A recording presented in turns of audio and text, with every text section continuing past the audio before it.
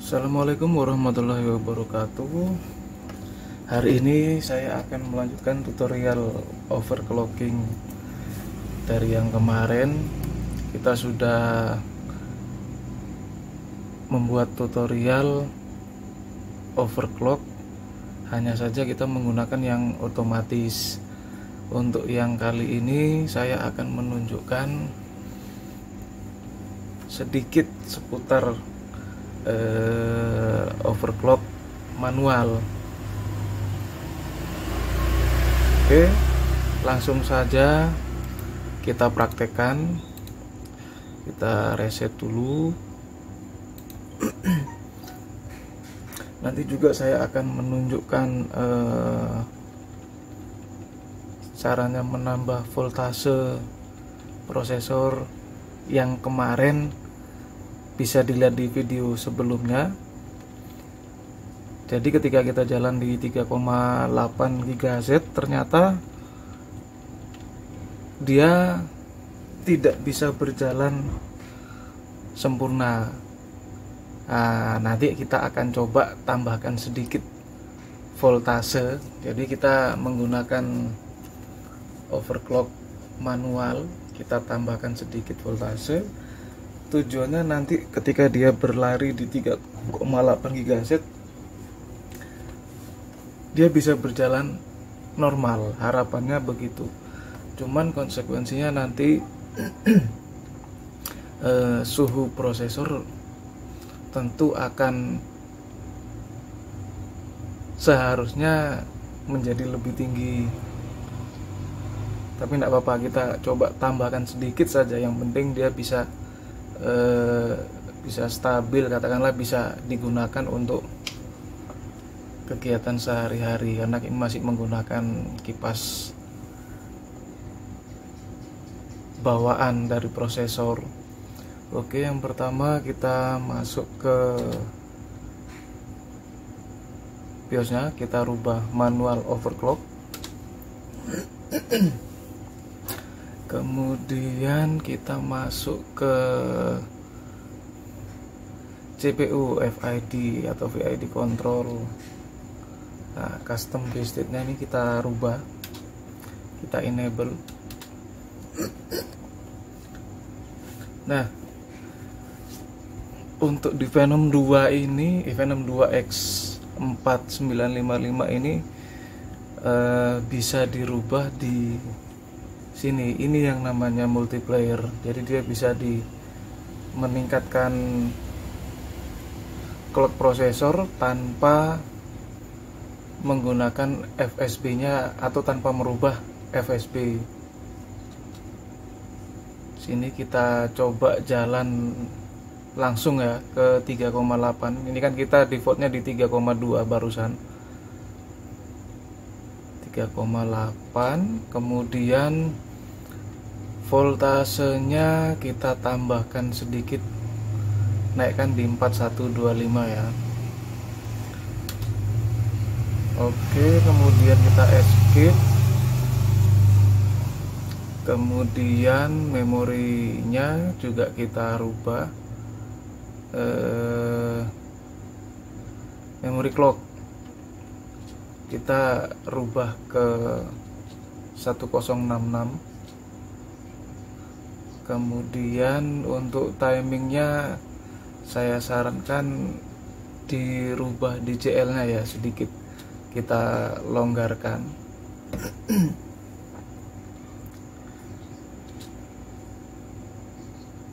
Karena rata-rata memori itu kalau semakin cepat dia CL nya atau cache latency-nya tuh semakin besar. Karena kalau dipaksa ke terlalu kecil, justru malah mau dibikin kecil itu malah ujung-ujungnya nanti blue screen. Jadi kita main aman, kita rubah. Untuk yang lain biarkan saja otomatis. Kemudian kita save change and exit.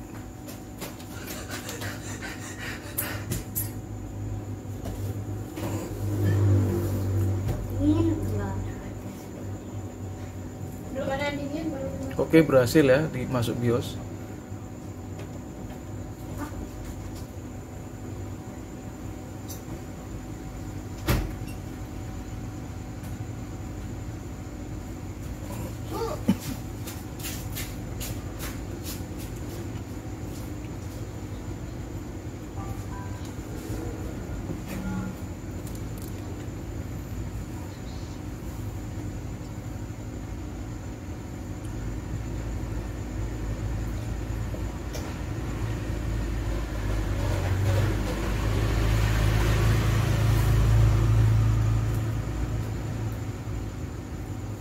Oke, sekarang kita lihat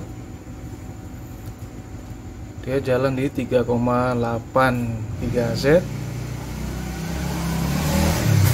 Kemudian voltasenya tadi sudah dirubah, jalan di 533. Ini jadi CL nya 7. Ini speed defaultnya ya.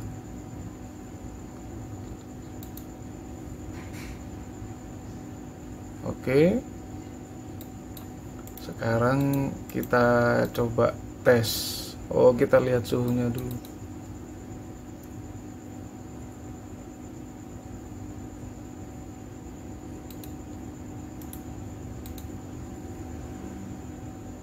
Ini ya, sudah berubah jadi 3,8 GHz.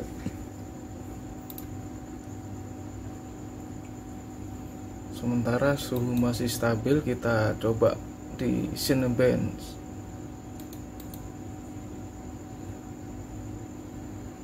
Kalau kemarin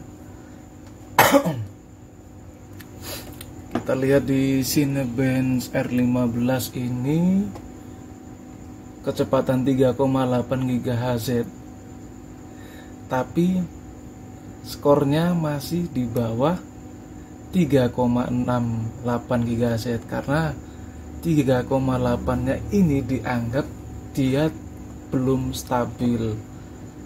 Perkiraan saya kemarin dalam video yang sebelumnya, voltase yang diberikan oleh motherboard ini masih kurang karena tidak dirubah, jadi masih default. Sementara sekarang sudah saya tambahkan sedikit di 1,4125, dan kita akan coba lihat hasilnya apakah skornya nanti bisa melebihi dari 3,68 GHz. Nah, oke, tes.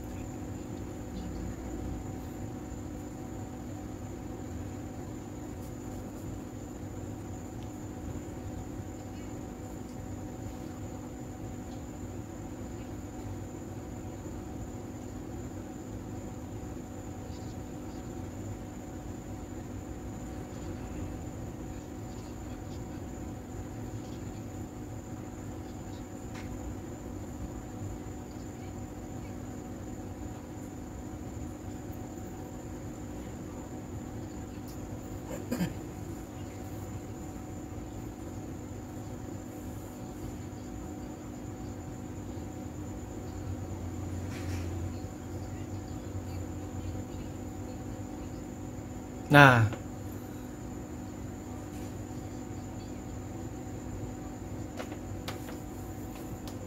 gimana? Sudah terlihat di sini. Jadi skor benchmarknya menjadi 375. Sementara kemarin ketika kita tanpa menambah voltase, betul dia jalan di 3,8 GHz, cuman ketika kita gunakan untuk main game dia ngehang lah istilahnya. Kemudian kita gunakan Cinebench R15, ternyata skornya bahkan masih lebih tinggi kecepatan di 3,68 GHz, yang artinya dia memang sebetulnya kekurangan voltase. Jadi buat teman-teman, saya sarankan nanti untuk overclock, kalau misalnya nanti kebutuhannya dia 450 watt, jangan menggunakan power supply yang persis atau ngepres dengan 450 watt. Setidaknya gunakan di atas itu, ambil yang 500, 550 atau bahkan sampai 650. Itu lebih baik, karena nanti supply daya yang dialirkan dari ke motherboard ke prosesor itu dia bisa lebih stabil. Kemudian motherboardnya kalau kita menggunakan yang seri low end,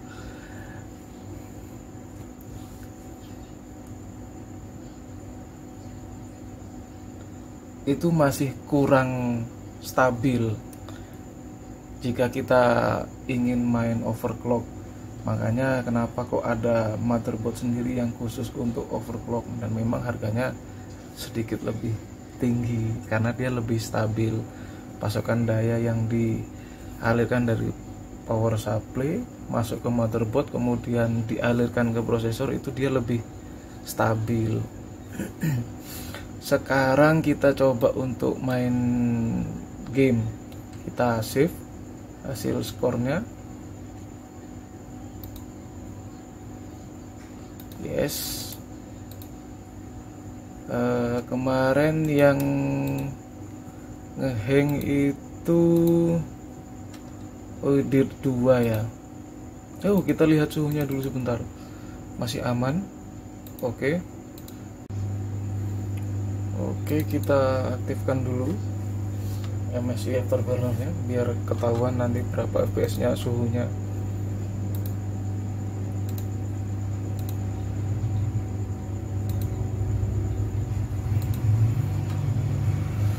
Ini walaupun game jadul, tapi ternyata cukup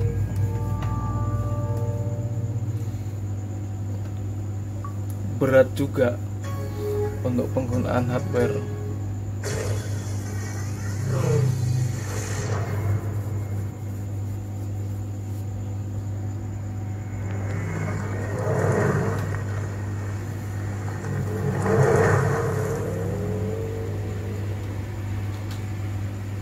I'm Ken Block and this is Call McCrae.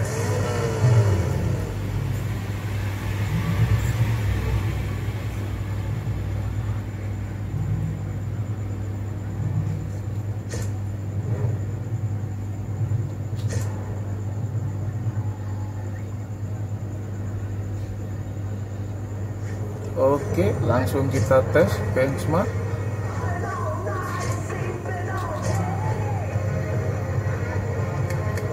Fishing kita off kan.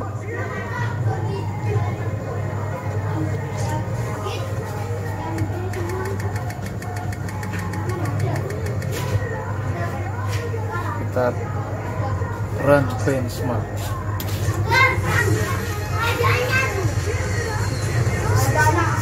Dapat.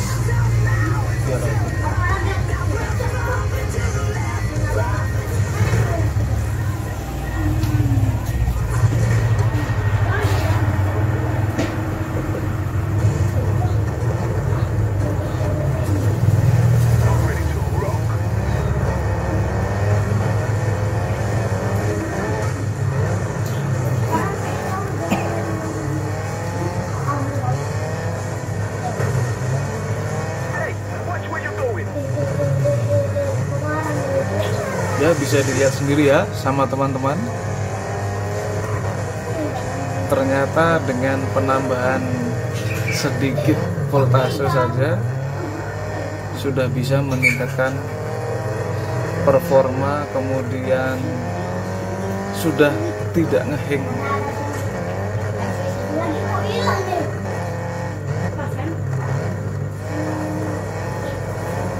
Itu sebetulnya sama saja dengan kita disuruh bekerja lebih tapi makannya kurang, energi yang kita masukkan itu kurang.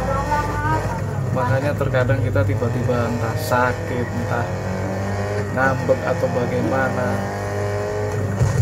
lesu.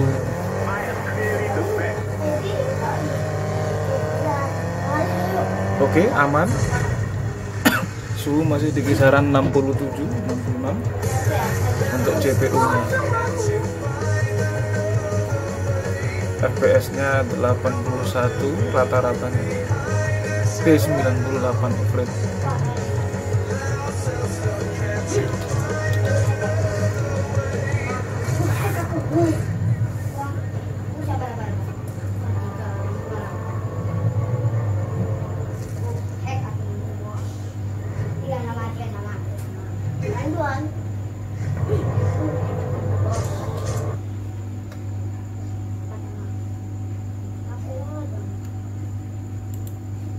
Oke, terima bulan gue. Aku ini deh gue. Itu deh. Enggak apa-apa gini. Kamu ini. Kau boleh kayak gini. Suy siapa yang itu? Suy. Gini. Aku tolong. Aku duluan. Satu aja. Gak usah dua. Nanti enak banget. Mana satunya? Gitu deh. Enggak. Ini buat kalau itu hilang. Jangan tambah hilang. Robek juga. Dari hilang. Mungkin markas 3,97. Gini deh. Bisa. Nah, bisa kan? Kalau bisa aja. Tuh,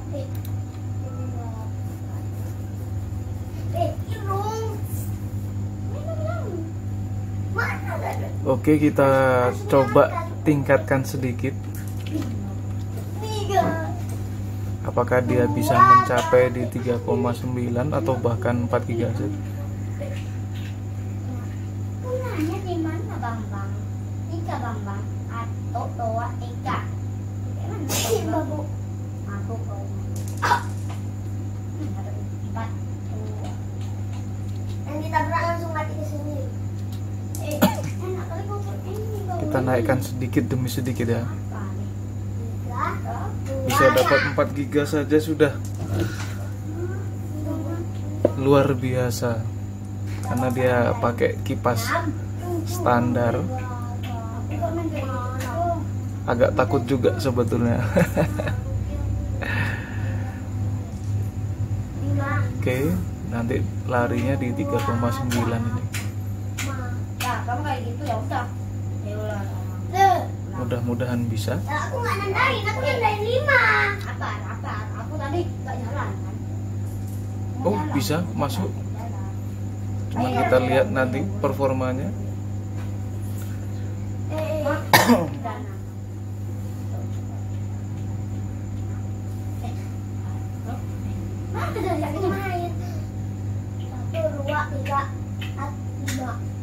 Mungkin kita coba dites Cinebench R15 saja. Dari situ kan sudah bisa kita bandingkan skornya. Tadi aku nandain 5. Cucian.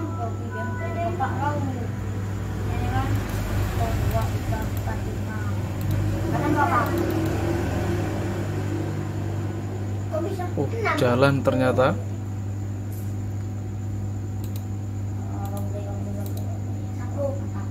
3,9.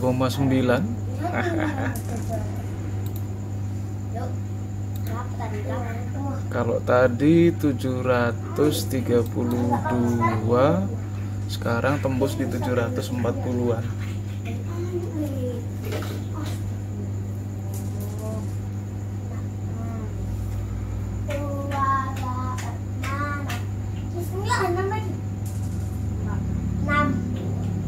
Untuk voltase tidak saya tambah lagi ya, kita biarkan saja standar segitu. Kecuali nanti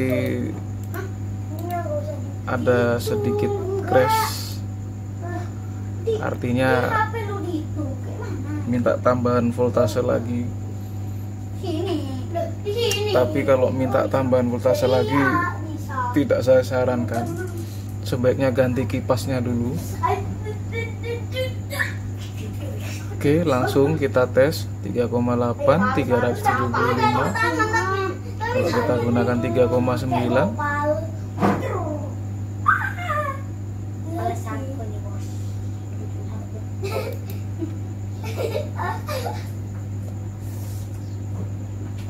oh ternyata tidak kuat.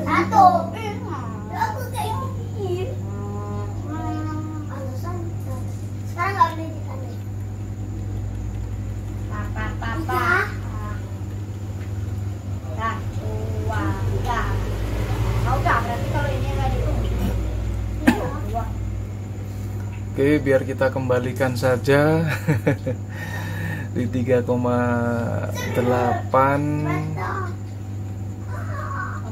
Ini kemudian escape, save and exit. Oke-okean, tapi kadang-kadang dapat kita dapat 4 sama loh. Langsung 5 sama ya. Atulah prol. 3 juga ya, Bang. 3 juga. Pasti kan. Kayaknya kan. 2. Kok bisa? Kau kian kayaknya. Gua awas nih paling tak. Ini kenapa, Prol? Ulang enggak apa-apa. Jangan terlalu ini. Cobain enggak ada. Apa? Tandai-tandai biar gak kena.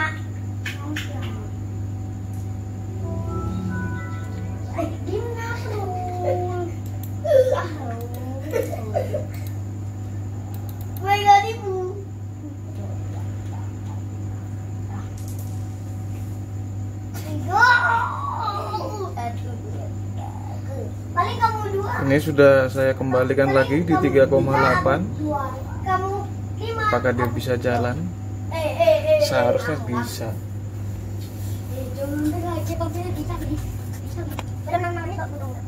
Seru. Oh, kalau yang ingat itu baru boleh enggak? Boleh atau ini jalan. Udah di sini ada. Enak. Kamu tenang. Tenang kali. Udah aku tenang. Ini aku enggak lantar, Kak. Ya, ada ini. Ini kapot saya itu.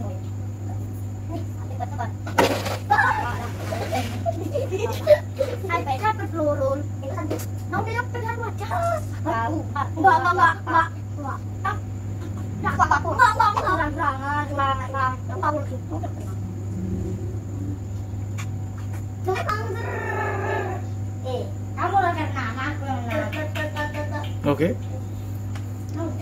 Ternyata berjalan lancar, malah hasilnya lebih baik, jadi 378. Jadi nanti teman-teman bisa coba sendiri ya di rumah masing-masing.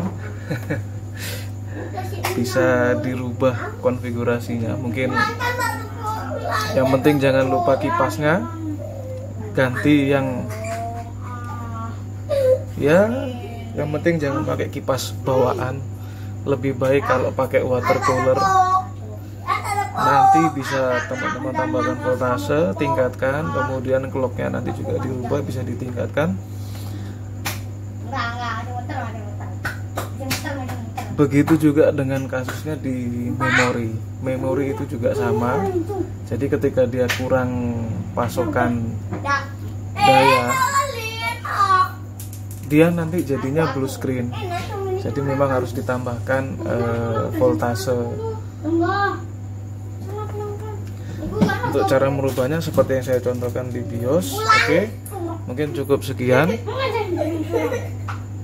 video dari saya. Bagi teman-teman yang merasa ini bermanfaat, jangan lupa klik like, komen, dan subscribe. Wassalamualaikum warahmatullahi wabarakatuh.